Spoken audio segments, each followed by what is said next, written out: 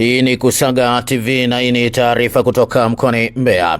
Baadhi ya madereva pikipiki maarufu kwa jina la bodaboda jijini Mbeya wamesusia kikao cha mbunge wa jimbo la Mbeya mjini Patrick Malunenge kwa kile wanachodai kutomuona mwenyekiti wa umoja wa bodaboda jiji la Mbeya alikofuanda.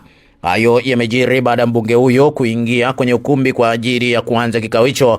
Alipoanza tu kuongea, madereva hao wakaanza kupiga kelele, alilosababisha mbunge huyo kumwomba mmoja wa bodaboda ajeeleze kwa nini wanapiga kelele. Baada ya maelezo ya bodaboda huyo, ndipo mbunge akampigia simu mwenyekiti wa bodaboda jiji la Mbeya ili aje kwenye kikao hicho, lakini mwenyekiti huyo akaeleza kuwa anakwenda msibani, hataweza kuhudhuria, hivyo baadhi ya bodaboda wakaondoka ukumbini hapo. Lakini hata hivyo kikao hicho kikaendelea kwa madereva pikipiki waliosalia ukumbini humo, na mbunge akaeleza madhumuni ya kikao hicho ikiwemo kutolea ufafanuzi taarifa ambayo imesambaa jana ya kwamba bodaboda wanatakiwa kuchangia shilingi 1000 kwa ajili ya ujenzi wa barabara. Wasafirishaji oye! Tutulie basi. Haya, karibu.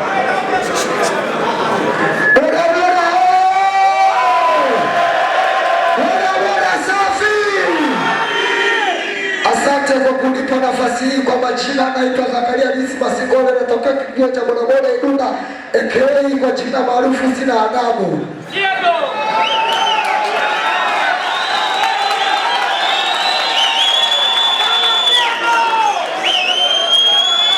Asante ndugu mheshimiwa Patrick Malunenge pamoja na safu yote, tunashukuru umefika hapa na sisi tumefika salama. Lakini unapoona kundi hili, unaona muda mwingine shamba inazidi, muda mwingine tuna dauti, tunakuwa na maana. Bodaboda safi! Bodaboda safi! Asante ndugu mheshimiwa. Kama unavyoona hapa, kuna kitu ambacho tumekaa, kuna butwa, tumepigwa butwa. Kikao hiki kimeitwa, alafu tumeambiwa kwamba bodaboda jiji lote tukutane hapa, au sio? Lakini tunafika hapa, kuna mfalme wetu hatumuoni hapa mbele.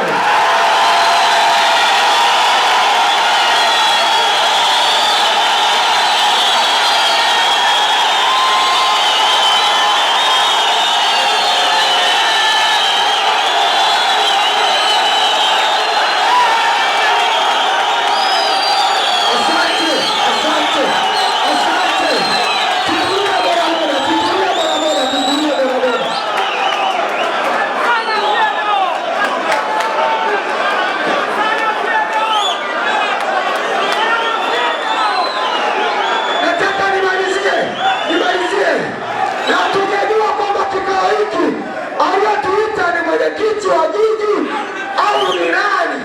Wangekuwa ni mwenyekiti wa jiji ametuita hapa, tulitamani tumuone mbele hapa.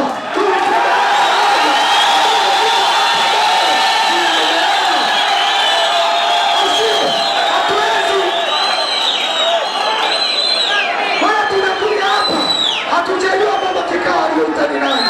Ila mimi natamani ndugu mheshimiwa, tunapoendelea na kikao hiki na ziara hii, ningeomba kwamba mwenyekiti wetu aliko fana babu ya mtamua.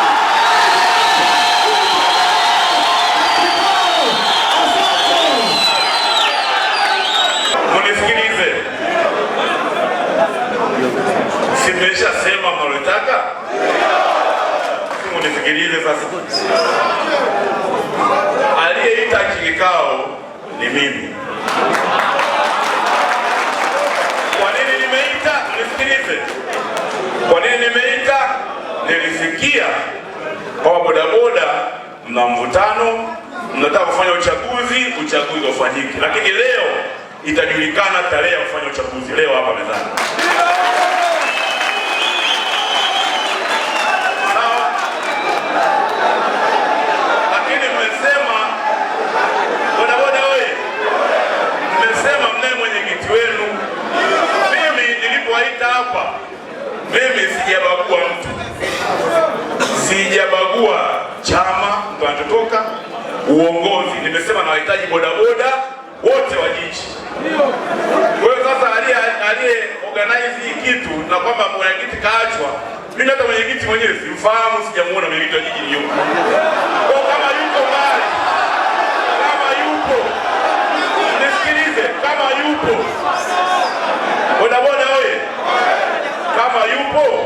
apigiwe simu huko alipo aje.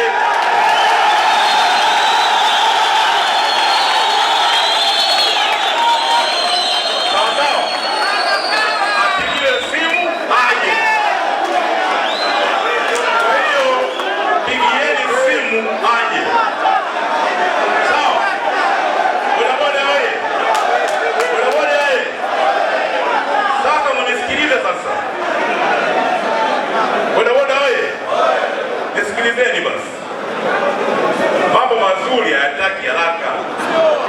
Nisikilizeni bodaboda wewe, tulieni, maana sasa mkiwa mnaongea na huku tunaongea tunashindwa kuelewana. Mmesema mwenyekiti wenu hayupo, lazima apigiwe simu aje hapo mara moja. Alafu cha pili,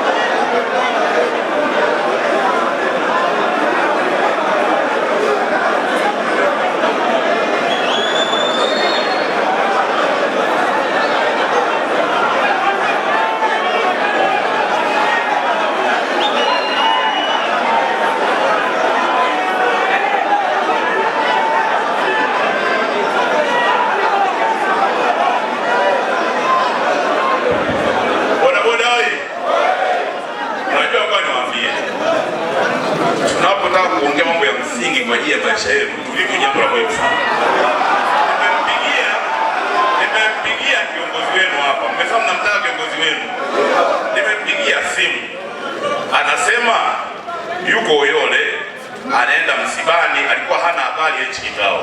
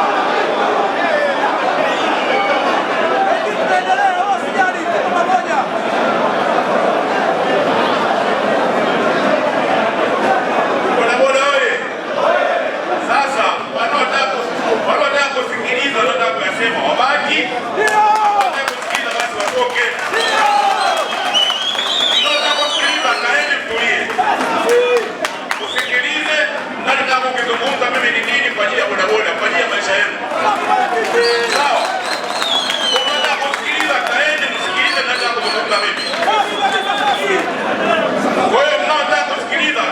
hapo ili kusikiliza nataka kusema.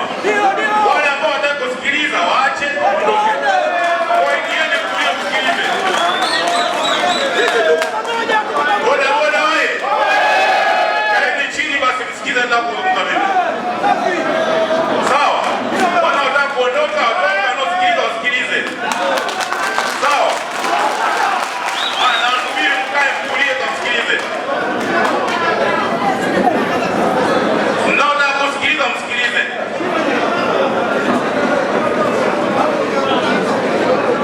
Ingieni chap chap, kikao changu hicho cha muda mrefu unajua unanichelewesha wenyewe. Nitakuwa mwende mkafanye kazi zenu. Sawa bwana? Boda boda wewe. Wewe mimi niwaambieni. Kwenye haya maisha kuna mambo mawili unaweza kuchagua. Unaweza kuamua wewe mwenyewe upate shida au upate raha kutokana na tabia yako. Mimi nimeendesha gari usiku kucha kutoka Dodoma. Nimemaliza bunge nimekuja ili niongee kile nataka kuzungumza na nyinyi. Alafu nyinyi mnafanya mambo ya mchezo kwenye maisha. Unanielewa? Boda boda wewe. Sasa mnisikilize. Yaliyonileta ni mambo haya mawili. La kwanza ni kujua tarehe tutakofanya uchaguzi. Sawa? Lakini la pili ni fursa ambazo zipo kwenye kazi yenu boda boda. Kama mtafanya uchaguzi mtachaguana, lakini kama hamna mipango ya hela sawa na hakuna. Si ndio? Na mimi nasema wakati naomba kula nilipigiwa kula mimi na watu wote. Haikujali ni boda boda wa Chadema, wa CCM, wa chama gani, mimi wote kwa kwangu. Ndio. Kwa mkutano huu hauna chama. Ndio. Shumenielewa? Ndio. Mkutano huu hauna chama. Hapa tunaongea ni jinsi gani tutajikwamua kwenye maisha yetu. Umeelewa? Ndio maana hapa kuna watu watu wa mabenki nimewaleta hapa. Watu wa LATRA wako hapa. Kama mna jambo ngani tunasumbua kuhusu LATRA mseme. Ndio. Meya yuko hapa kwa niaba ya mkurugenzi wa jiji. Kuna vitu tunasumbua kwenye jiji mseme. Ndio nitetea mzungumze mambo hayo. Jeshi la polisi liko hapa. RTO yuko hapa. Kama mna vitu kama tunasumbua kwa ajili ya mambo ya usalama barabarani, sheria, faini, taratibu zikoje, wako hapa. Kwa hiyo kuwasikiliza nyinyi. Nimealeta haya makundi yote kwa sababu yenu nyinyi. Ndio. Umeelewa? Ndio. Kwa mwe watulivu, msikilize. Mnacheza na maisha yenu wenyewe. Umeelewa sisi? Ndio. Sasa utangulizi. Mimi nilifuatwa na kiongozi wenu Alifkanda. Umeelewa sisi? Ndio. Kwamba tunahitaji kufanya uchaguzi. Nikawaambia tufanye kabla ya kufanya uchaguzi, tufanye mkutano yale nataka kusema migusu nyingi. Na niliwaeleza hawa. Nikawaambia nyie boda boda ni matajiri na uwezo wa kufanya chochote kwenye nchi na hapo kwenye jiji la Mbeya. Niliwaeleza viongozi wenu. Na nikatoa mifano mingi jinsi gani mnaweza kujikwamua kwenye nini? Kwenye uchumi. Sasa jana nilichowaeleza hawa nimekiongea bungeni. Watu wasiotakia mema umebadilisha ile story, umeleta katika mtazamo ambao hata sio sahihi kabisa. Ndio tujue pinga wa maendeleo ya Mtanzania ni Tanzania mwenyewe. Ndio aliotoka nje. Ndio aliotoka nje. Naelewa sijui. Nilichokisema pale bungeni nilisema hivi. Boda boda, machinga, bajaji, mamalishi hapa kundi yote yanao uwezo wa kutengenezea pesa yenyewe na kwa matajiri. Kwa hiyo tunatakiwa serikali tusiwadharau, tuwarasimishe, watambulike na waheshimike kwenye kazi zao. Ndio. Na nikatoa mfano nikasema boda boda wangu mimi hata kiwemo machinga nilikanao nilizungumza na hao niongea nao viongozi wenu. Nitukisema tuchange shilingi ile wachange wenyewe shilingi 1,000 kwa SACCOS yao. Mtoa shirika yuko hapa. Yuko hapa. Nimeleta mlajishi wa vyama vya ushirika kwa makusudi. Nikasema hawa watu wakijiunga kwenye ushirika wakajisajili wakawa wanajichangia wenyewe kwa siku shilingi 1,000 kwa idadi iliyopo kwa 4,000 kwa siku ni milioni 4. 120. Nyinyi si maskini mnaohitaji kutafuta mikopo ya masharti au hela za kausha damu. Milioni 120 ukipiga mara miezi 12 ni shilingi ngapi? Ni shilingi ngapi? Bilioni 1 na milioni 400. Yaani hizo hela ni zenu, sio mziletee serikali. Yaani hizo zinakaa kwenye SACCOS ya kwenu, mnajichangisha wenyewe kwa ajili ya maendeleo ya maisha yenu. Sio mnichangie mbunge mafuta au mnichangie serikali, hapana. Ndio maana serikali kwa mapato yake inatenga 10%, mkurugenzi wa jiji kwa ajili ya kusupport vikundi mbalimbali. Ndio maana serikali kupitia Mheshimiwa Rais Dr. Samia Suluhu Hassan imetenga bilioni 200 kwa ajili ya vijana. Mtu anatoka kwa maslahi yake, yeye anasema bodaboda kuchangisha 1000 kujenga barabara, na anasambaza taarifa hizi. Kazi ya kujenga barabara na kujenga uwingi ni kazi ya serikali.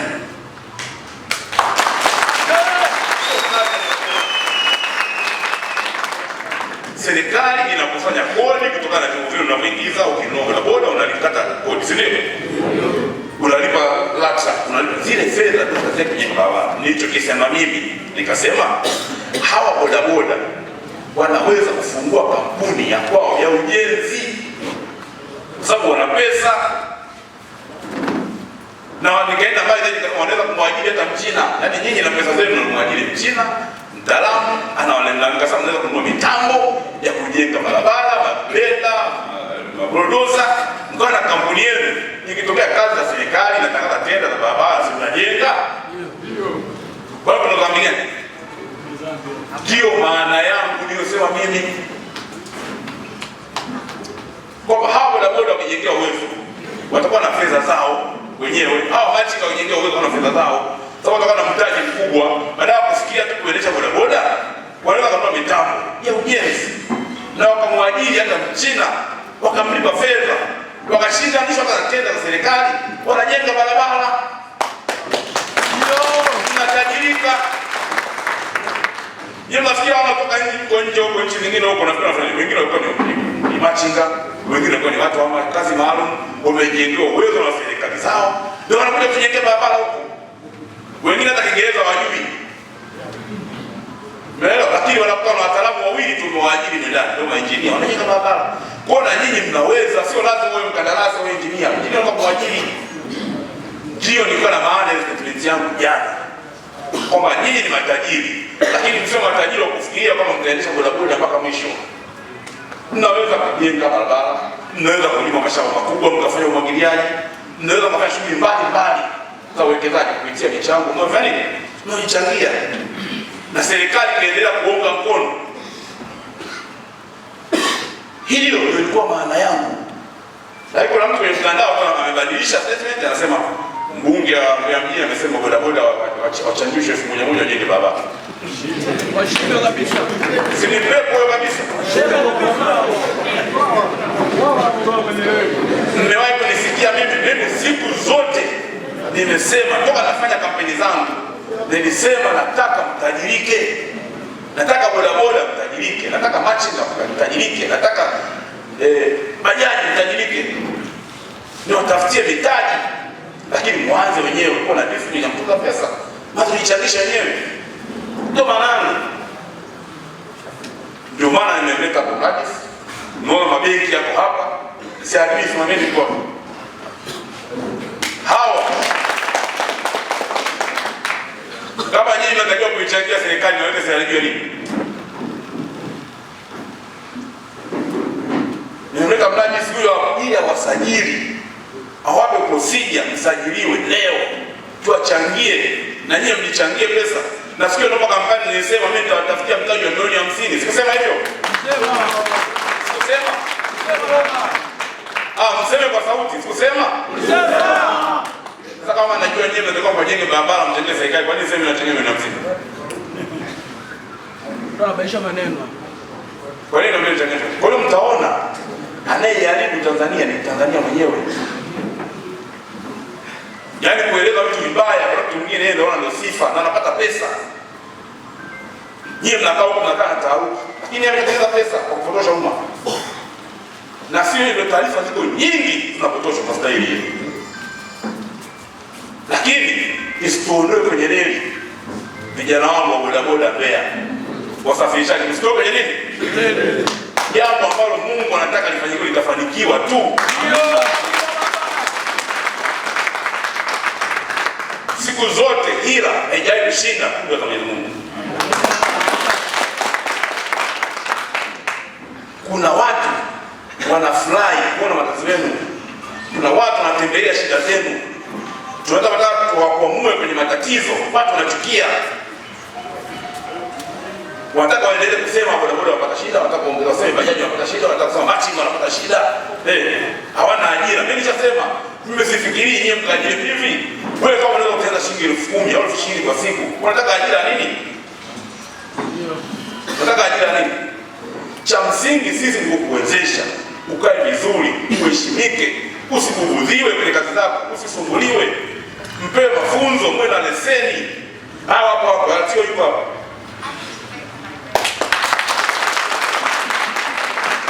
Mimi nimetoa milioni 16 kule Kiwira kuwafundisha wale bodaboda kupitia VETA. Mimi nimetoa pesa zangu za mfukoni, wasi hela za serikali. Nikasema sasa nizamu ya Mbeya mjini kwenye jimbo.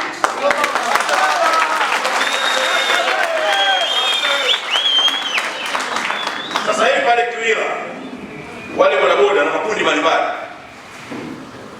nadhani Jumanne au Jumatano wanapewa cheki ya milioni 300 na CRDB benki. Singo hapa CRDB.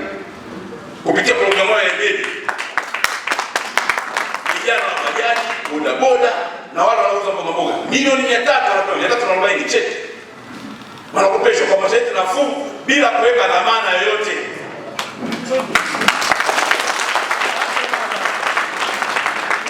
Unanielewa?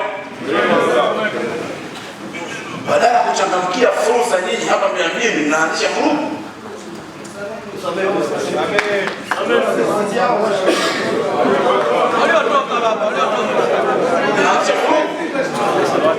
Yaani mtu analetea fursa ya pesa, nyinyi mnaanzisha vurugu.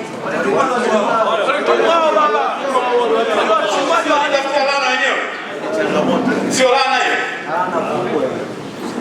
Kwa sababu mimi ni mbunge, ninahitaji pesa na matatizo yangu kibao. Mimi nataka pesa. Kwa nini hizo pesa sijipige chakula mimi zile 340 nikachukua mimi? Kwa nini? Basi sichukue mimi. Nisihitaji pesa. Lakini nawafikiria vijana wangu kwa kuamua hapa mlipokwama. Utafanya kazi yako bado unataka uwe na nyumba, uwe na bima ya afya. Ndio maana watu wa NHIF uko pale. Samahani. Watu wa bima ya afya wale pale ni waleta. Ili tuwape dakika 5 tueleze kundi hili kubwa la bodaboda wasafirishaji wanawezaje kupata bima za vikundi. Ili anapoendesha bodaboda yake mtoto wake anaumwa, anamwambia tumwa chukua bima ndio katibiwe. Yeye mwenyewe akipata matatizo ya mguu, bahati mbaya akipata ajali, anatibiwa tu na bima yake bila kumchanisha watu pesa. Huko ndiko tunataka tuwafikishe mimi. Hapa hakuna siasa, tunaongelea maisha.